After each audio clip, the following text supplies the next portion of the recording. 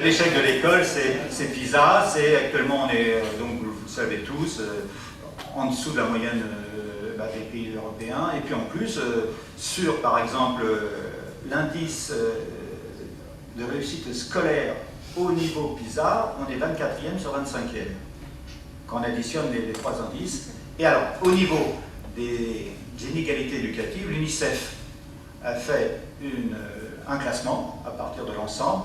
Là aussi, on est avant-dernier. Donc, ça veut dire quoi? Ça veut dire tout simplement qu'on est dans le mur. Qu'est-ce qu'on fait? Alors, c'est ça qui est effroyable, c'est que dans les têtes, on a encore une bonne école, dans les têtes des parents, l'opinion publique, on a encore une bonne école, si ce n'est la meilleure école entre guillemets du monde, c'est ce que nous avons enseigné à l'école normale, et c'est ce que nous avons véhiculé. Mais non, là on est dans le mur, et depuis 2000, on descend régulièrement. C'est-à-dire qu'on passe de la 15e à la 16e, de la 16e à la 18e, etc., sur les trois classements PISA.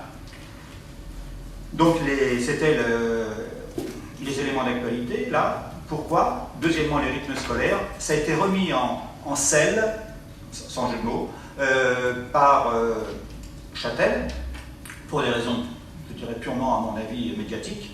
Occuper l'espace, et puis, quelque part, faire comme le maître.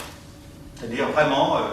et puis quand il est arrivé le moment des décisions, vraiment des décisions, il a tapé en touche, mais d'une très belle façon. C'est même pas lui qui a tapé en touche, c'est l'Élysée qui lui a dit écoute, maintenant, c'est un dossier dont nous nous occupons.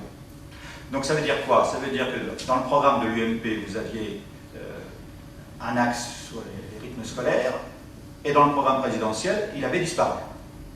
Alors que de l'autre côté, dans le programme PS, vous aviez un axe aussi, rythme scolaire, et on l'a gardé, puisque Hollande a promis, à partir de la semaine des 5 jours, de s'y intéresser, etc. Donc, vous voyez, ce sont les éléments dits d'actualité qui font que cela ressort.